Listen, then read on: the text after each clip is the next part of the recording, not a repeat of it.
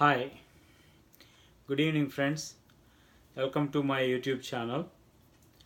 Today is October 17th, Thursday, and I wanted to talk about the rupee and its depreciating value. So, there are a lot of my friends called me and asked me, is this a time we wanted to make use of the exchange rate because there is a rupee depreciation, sharp depreciation over the last 2 months uh, to a near 20% discount or more than 15% discount, somewhere around that. So, my answer to that question is it's up to you. I mean, what you truly want to do with the current rate. Yeah, definitely the rate is better than in the past. I mean, we had 20%, but there could be other better possibilities in the future as well. So we never know. Nobody can time the market, but again, if you have a plans, and definitely this is a better time compared to be what is in the past, because the rupee is at its lowest value for almost ever since I ever know about the exchange rate. Almost I've been here for in the rupee dollar exchange monitoring. I was doing almost like 20 years when I came to America in 99, and ever since I monitor this trend, and this is ever the lowest it has been, 74.4. But the question is, what is the root cause of this? Could it be even better if we could hold for some more time, or there could be a better opportunity in the months and years ahead? My answer is probably yes, but I mean, nobody can time the market. As I said, and it's not an investment advisor, or nobody can time them. If anybody can tell you exactly 100% is going to happen, then they're fooling themselves, and they're trying to make uh, a, an incorrect assumption actually. So nobody knows. But okay, being said all that, so what is the scenarios that would work to the advantage if you wait for future better exchange rate? What is dollar is in a uptrend, so that works to your advantage.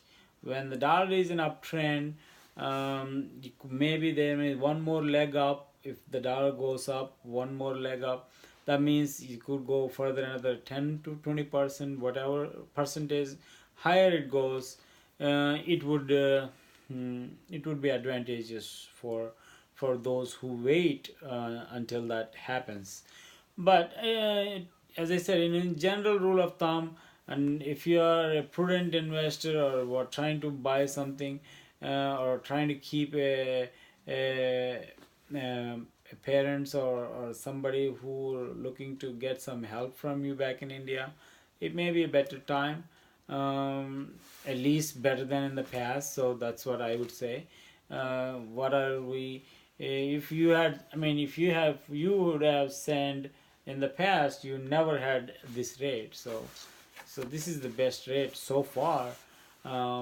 But to advantage of to be advantageous to those who hold the dollars, yeah, this is an advantageous.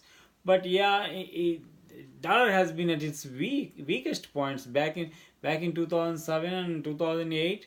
It was around like 37 or 38 rupees, which is like 50% of the value was it today. So at the time the dollar sounded weak back in that 2006 period, but now it's totally reversed all that. So what are these trends? I mean, there's a huge value variation between those periods. Is one period was completely accommodative period for Federal Reserve, but now it's not accommodative period. So we can talk about that accommodative and non-accommodative periods in a separate subject. But that's the nutshell. I would say uh, the times we're at is not a accommodative period, or it's a tightening cycle. It's called Fed tightening cycle. So this is where the dollar tend to be stronger when there is not much liquidity around the world. So but we didn't feel that pinch, but I think eventually that's how it turned out to be. When a stronger dollar is an indication of liquidity drying out. So um, this is another topic where why is this Indian rupee is falling? So although the India has a lot of good things, I mean there's a lot of information technology workforce. There is a lot of I mean advancement in space research, and I mean Modi had been doing some lot of eradication corruption, and he brought the consumer tax. Uh, so there's a whole host of good things, and there are structural weakness as well. What the structural weakness is, we had a deficit spending. We are dependent on imports. So India has been dependent on foreign oil. India has been dependent on gold imports, and all those are negatives. But I mean there are positives. So ever, ever which way, I mean, nevertheless, what being said, positives and negatives together, overall, I mean, Indian economy kind of a good propelling, thriving our economy where people work and contribute all that, and I had known people who had actually invested and gotten better and everything. So for the from the years I have been watching economy, Indian economy, it has been going good. So if you are, most of you guys are known, you had seen transformation in incomes and transformation in lifestyles and maybe infrastructure. A lot of things you would have seen. So overall, I mean, why this slide then? If everything is good and great, rosy, but what is the cause for the downside? So here is my opinion or my analysis of why this is going down. It is because what truly happens in a global economy when countries gets in trouble. Let's say there could be a country that was in trouble recently. Chinese market was in trouble, and recently Argentina is in trouble, or Turkey in trouble, or even there are so many economies in Europe are in trouble. So what what that indicates, when they have a trouble, in the sense they have a debt repayment issue, the dollar denominated debt repayment issue. So when you borrow money and one not be able to pay back, what happens is there will be a sudden shortage of dollars, where uh, the debts were not able to pay back uh, because there's not sufficient dollars to go around. So in those scenarios, what they do is they offer more products and more services for the same amount of dollar. And in other words, they also devalue their currencies. So if a country devalues its currency, let's say a euro got devalued, per se, Turkish lira got devalued, Chinese yuan got devalued.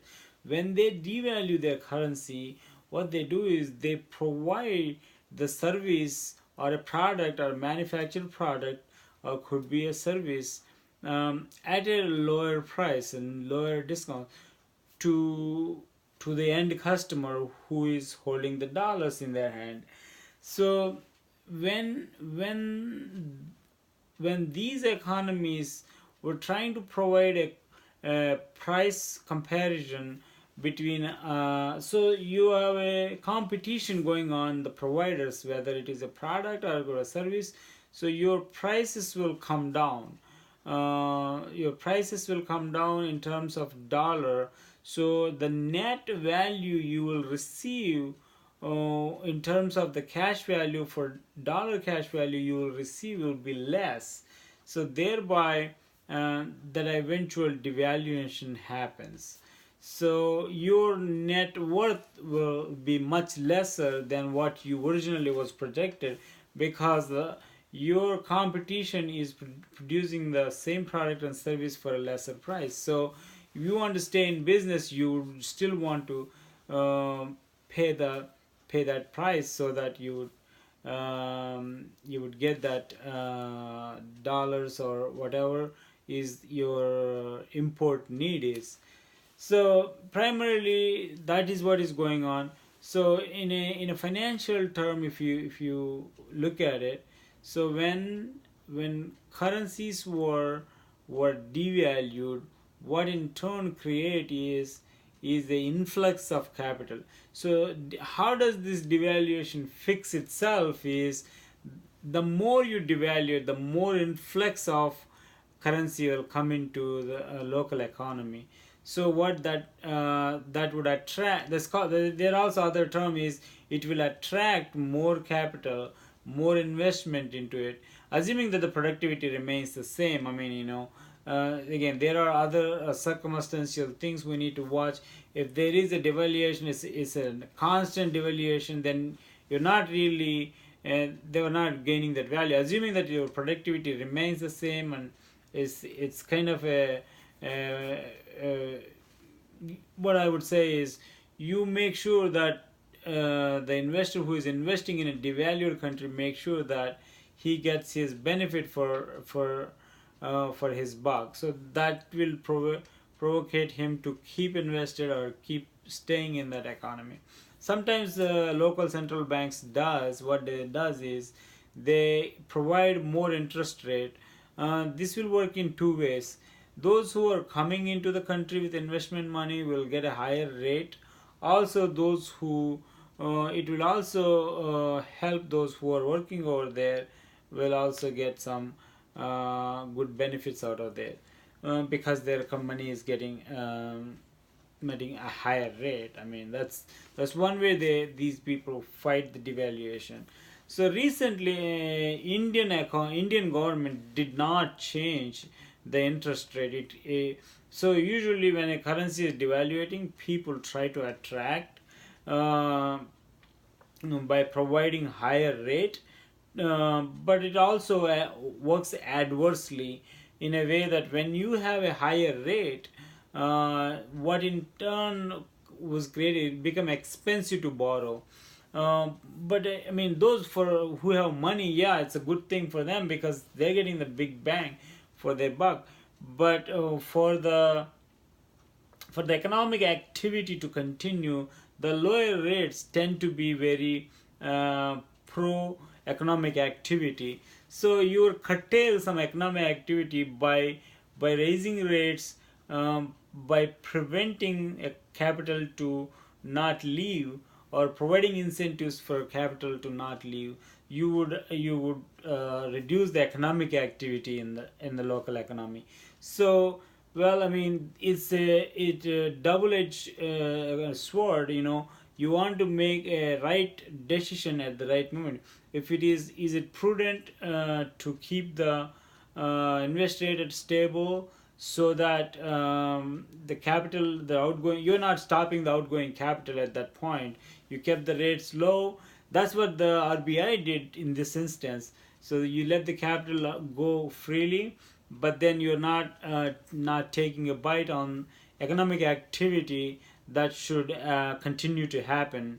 So that's where everybody works at a different. An ultimate thing is, again, these competitive devaluation, whatever you call it, it's caused by these spikes in crises. If a crisis spikes in a neighboring country, or in, let's say, somewhere in Asia or in Europe, so there is a contagion effect where same service providers have to reduce their prices, and thereby their net worth will get depreciated.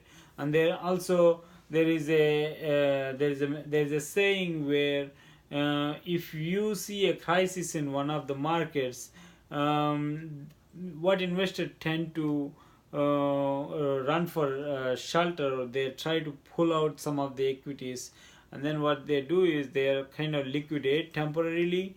That will also create a backdrop on the currencies. So if you have a large funds are withdrawing their investments either in the debt market or investment market, so they will dump all the assets to grab the dollars into their hand. That creates a higher demand for dollars. So this is how the classic deflation scenario happens, or and currency devaluation happens. But again, in Indian scenario, I would say it is more competitive devaluation, and there is really nothing wrong with or fundamentals of what's going on in India. On again, as a dependent on we're dependent on India is dependent on Indian foreign oil and gold. I mean, that's for sure. I'm not sure that's going to go away anytime soon. Or it's how we have to watch. But really, if we want to watch more closely what the rupee is going to do in the near future. It's no certain. Nobody can certainly predict. But again, as the oil prices go higher, rupee probably tend to go down, but we don't know whether the oil price is going to go down or go up. So because we're dependent on oil, as their prices go up, then the rupee is highly dependent on foreign oil. So that's one thing. And also Fed fund rates is another thing.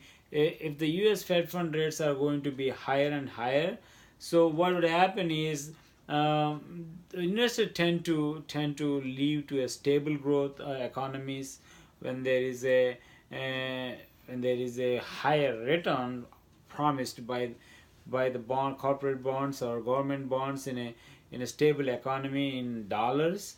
They tend to leave the emerging markets. So that's another one of the probably thing we need to watch, that would cause the rupee to slide furthermore. If these things were under control, and then the rest of the world doesn't have any major hiccups, we should see stabilization. But I don't see that stabilization happen anytime soon, because the rates are going to continue to go up. And oil prices, I'm not a big oil price predictor, but it is anybody's guess, and I'm assuming it's going to go up. So there is a potential that a rupee is going to further slide. But whether that would happen today, tomorrow, or next week, 6 months, 1 year, nobody knows. But this is what my analysis about what rupee strength and weakness is, and the reasons for the recent slide of the rupee for almost 20% or 15%. But again, this is not an investment decision. This is not an investment advice, but this is just my opinion where how things are going in the world. So I mean, you use your best judgment and do the things that you understand what is happening. And if you have a question on what I said, or if you have any other thoughts you would want to share with me, feel free to send me a comment on the I'm going to upload this video in my YouTube channel, so you could just share it and we'll go from there. I thank you very much for watching this video, and I also thank you for if you could give me a thumbs up on what you liked, and also share with your friends.